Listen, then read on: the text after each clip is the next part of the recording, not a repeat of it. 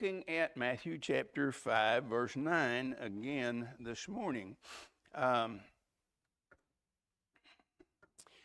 Matthew chapter 5, verse 9, blessed are the peacemakers, for they shall be called the children of God. Last week we looked at this verse, and we looked at the side of peacemakers in that of making peace with God. After we are saved, it is equally important that we make peace with our fellow man.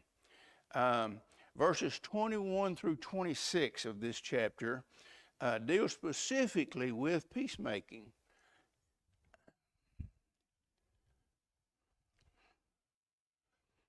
Y'all don't never get a husky. They don't have hair, they have floating fuzz.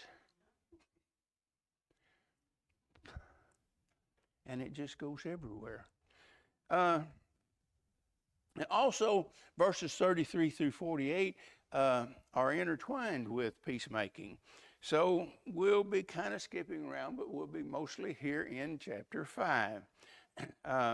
Blessed are the peacemakers, for they shall be called the children of God. In verse 22, Jesus said, whosoever is angry with his brother without a cause shall be in danger of the judgment.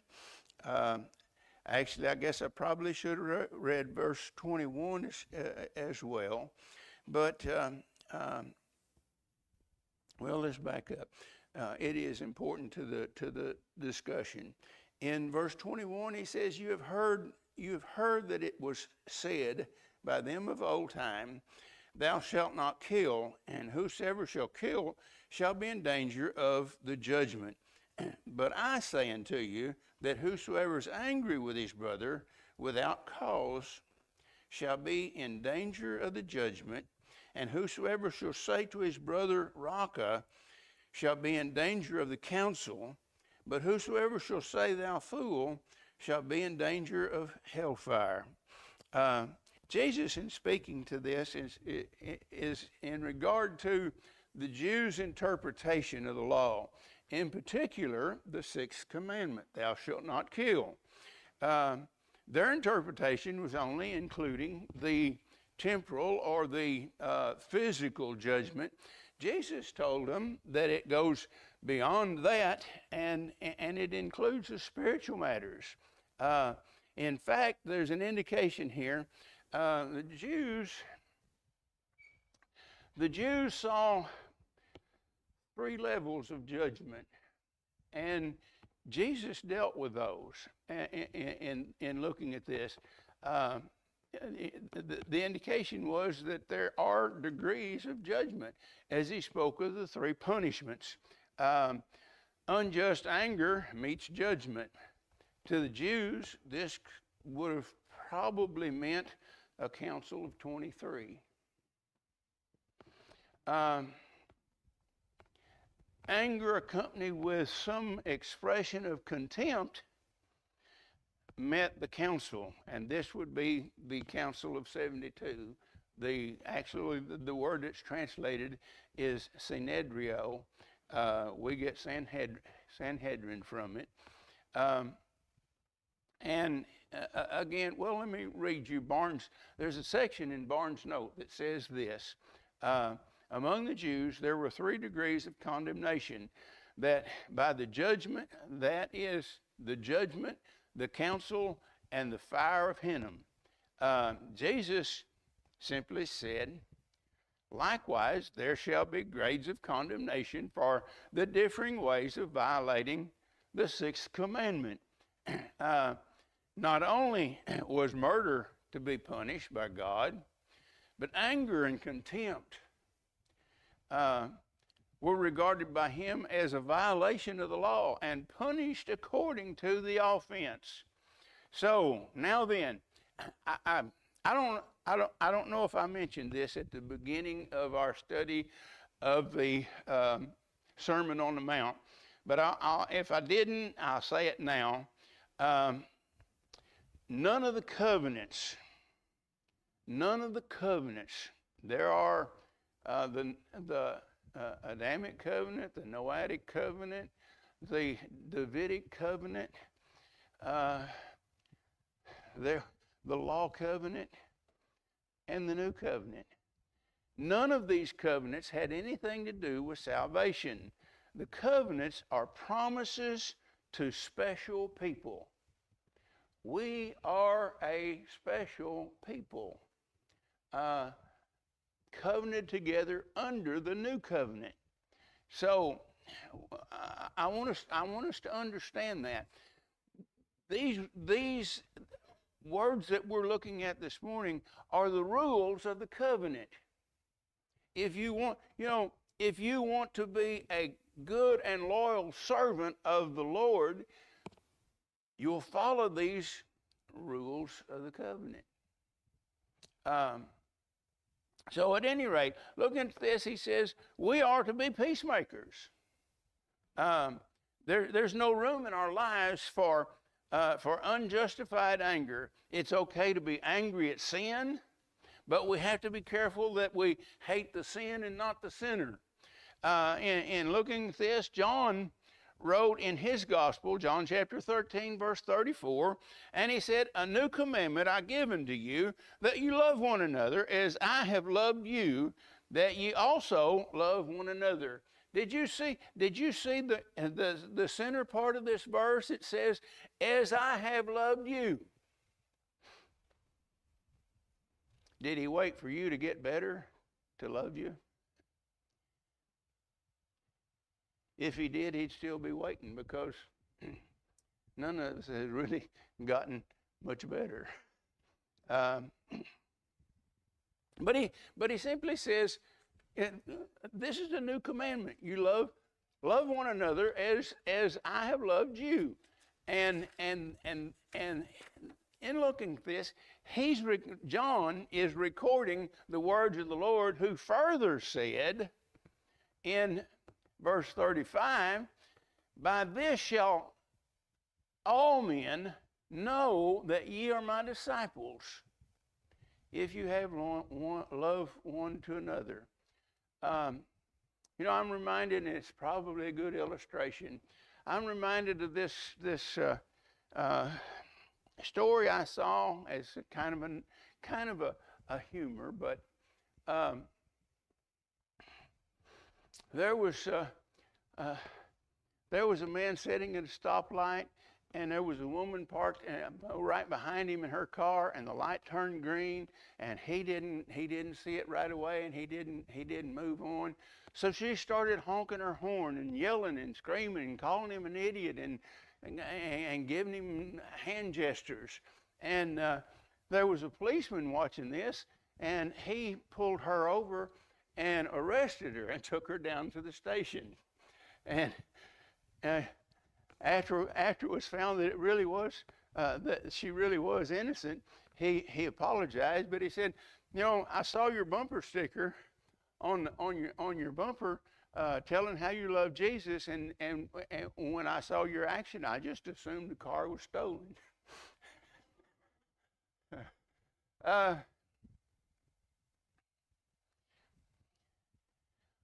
Our lives should be such that people know we are the Lord's children.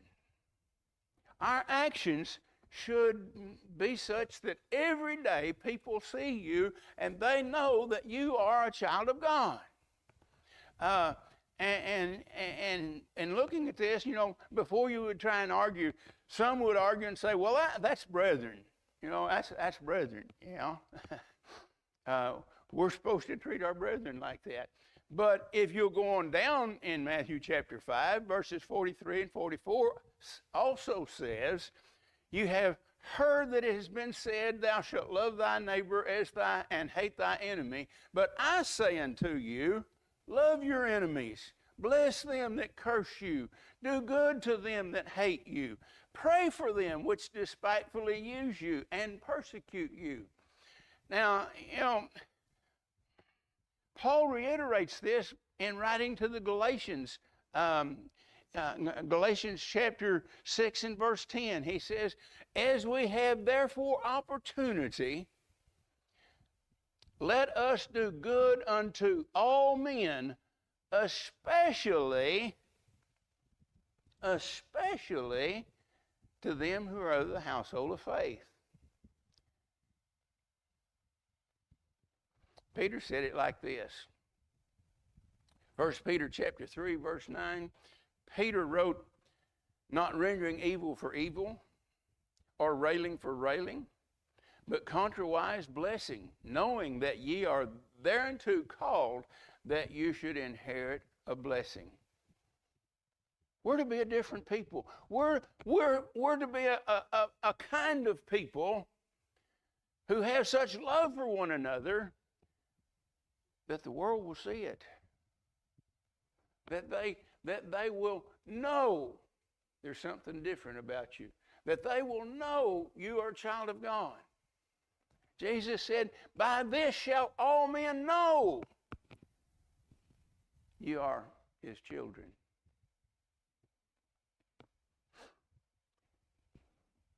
You may be saying, that's hard to do. I don't know about you, but it's hard for me to do. I mean, the carnal flesh wants to lash out, and the human nature says, get even. In fact, for a long time, you'd hear people saying, I don't get, oh, it's been so long since I heard it, I don't even remember the first part. I don't get mad, I get even.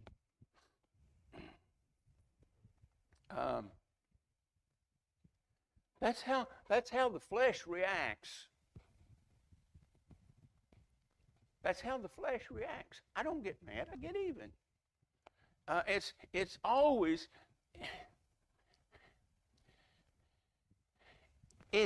always in our nature to try and get even. But God has said, I will recompense. Hebrews chapter 10, verse 30. It's not been that long ago that we read in Hebrews chapter 10.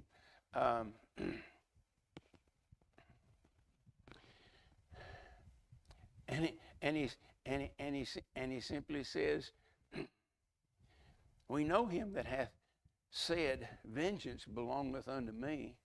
I will recompense, saith the Lord. And again, the Lord shall judge his people. Hebrews 10:30. That's in the Old Testament.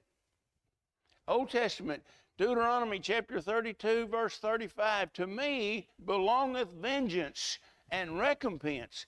Their foot shall slide in due time. For the day of their calamity is at hand, and the thing that shall come upon them make haste.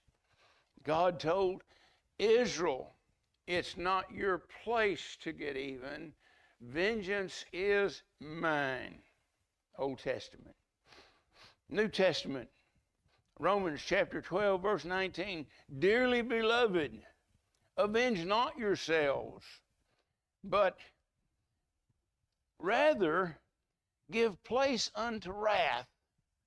For it is written, vengeance is mine. I will recompense. I will repay, saith the Lord. God's people ought to be different.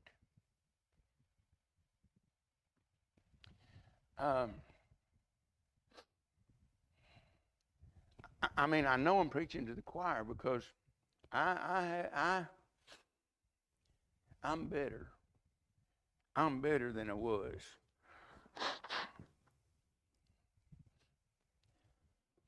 But I have a terrible temper. And someone or something sets me off. I want to get even. Of inanimate objects, I've told you before, over here in this, where this new house is sitting, what used to be part of the parsonage property, there's probably a half a toolbox out there scattered around.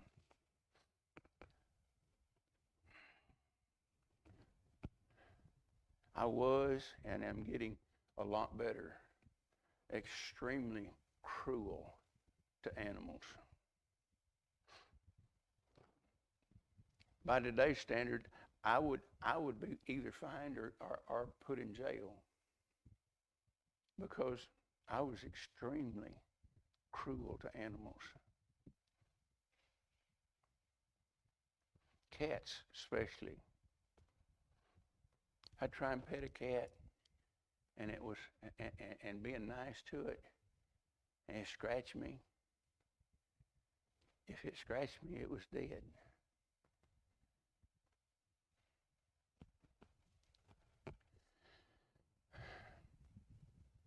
God doesn't want us like that. God wants us to live according to his pattern and show the world that we are his. By this shall all men know that you are mine.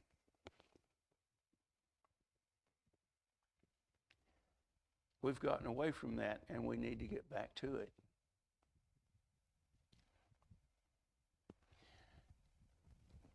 God's people ought to just want to be different. Zacchaeus, the wee little man who climbed up in a sycamore tree, when he made peace with God, he had a whole new outlook on life, and he wanted to make peace with his fellow man. In Luke chapter 19 is the story of Zacchaeus, and in verse 8, Zacchaeus stood and said unto the Lord, Behold, Lord, the half of my goods I give to the poor. Whoa. And if I have taken anything from any man by false accusation, I restore him fourfold. Fourfold was the law.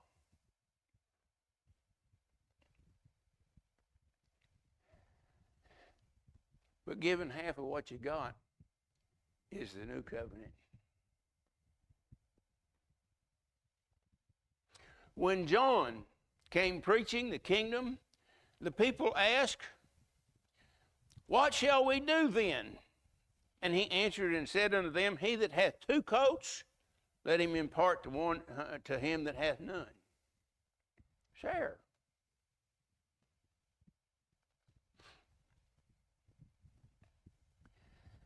And he that hath meat, do likewise.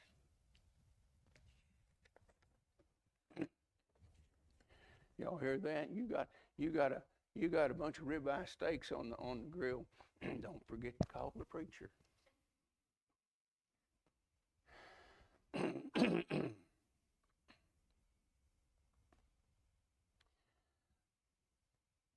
Then came also publicans. This is in Luke chapter 3, if you're looking, verse starting in verse 10 and going through verse 13. Then came also the publicans to be baptized, and said unto him, Master, what shall we do? He said unto them, Exact no more than that which is appointed to you. Appointed you. In other words, be honest. Be so honest that people will think you're a klutz, a pushover.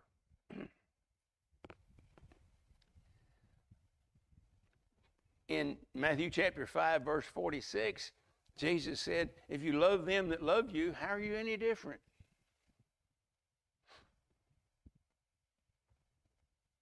If you salute your brethren only, how are you different?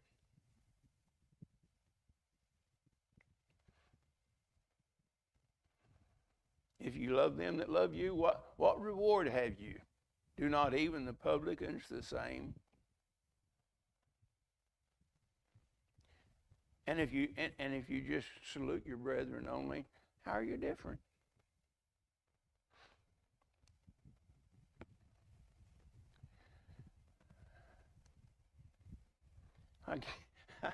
I get a message with a picture on it every now and then from a man named Jimmy Smith. I've been out of law enforcement for almost 49 years, and every now and then, this is a man I worked with. We were on the same shift when I first got in law enforcement. Cape Girardeau Police Department. He sends me something every now and then about policemen. You know, some traffic stop or some such thing as that.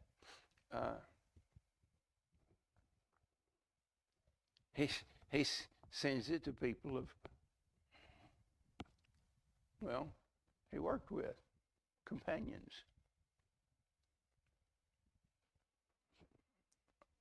I don't know why he'd want to send it to Homer, but he ought to be willing to share it with Homer too. Homer made cars. Well, he made Fords.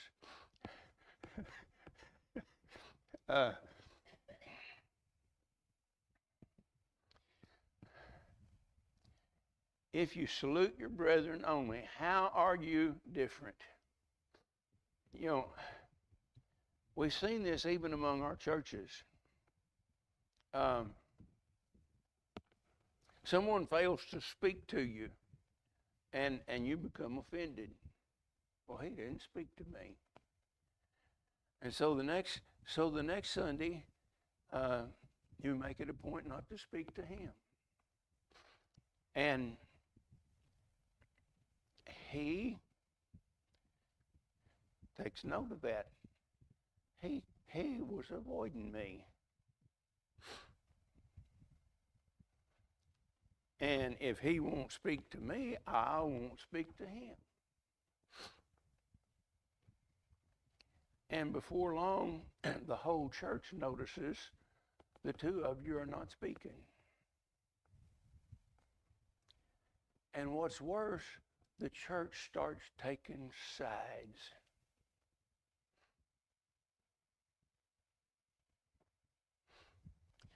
Could it possibly have been nothing more than an oversight? How it started? Well, let me put it this way. If it wasn't an oversight, if they deliberately shun you, they're in trouble. But if you respond in the same fashion, you're in trouble. Because one wrong doesn't make a right. Two wrongs don't make a right. God has said, I will recompense. So how are you different if you act like the world? We got plenty of times. I'm going to say this. You might be thinking, that don't happen in our churches. Well, I'm telling you, it does. It did. In a church that I pastored.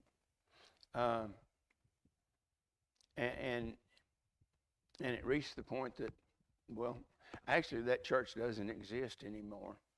And I suspect it's because of such prevailing attitude. Selfishness.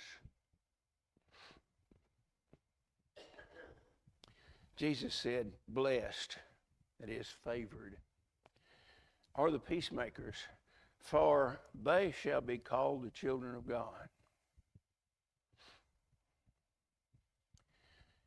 In verse 48 of Matthew chapter 5, he said, be ye therefore perfect, even as your Father which is in heaven is perfect. That's the standard. We'll never measure up to it, but that's the standard. You want to act like a Christian? Act like Jesus.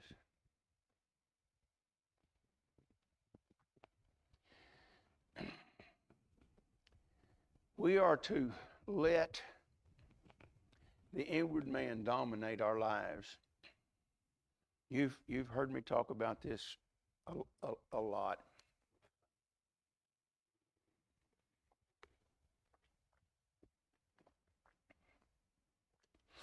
How that we have a dual nature, inward man, outward man. Although we're saved, and the inside is secure and does not sin. The outward man is another story. And so what we're taught to do is to let the inner man dominate our lives. John said in 1 John 4:4, "You are of God, little children, and have overcome them, because greater is he that is in you than he that is in the world." Sometimes we say, "Well, preacher, we just can't do that." You're saying God is weak?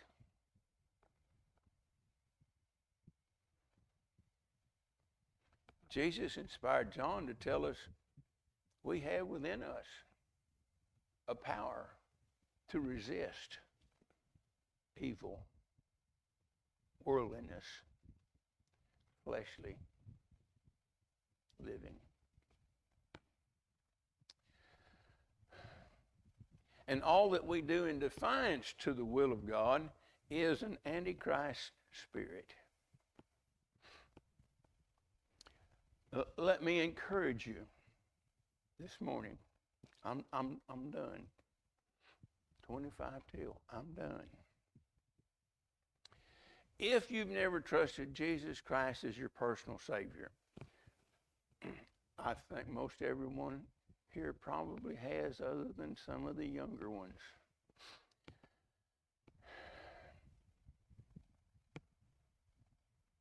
Make peace with God. That comes first. Make peace with God. Admit you have been wrong, that you are a sinner, and you have no hope in yourself. Then trust him for the free gift he offers. If you're a child of God, make peace with your fellow man. Seek peace in all that you do. Paul wrote to the Romans in Romans chapter 12, verse 18, "If it be possible, as much as lieth in you, live peaceably with all men." You know, the only thing that ought to make you cross with another man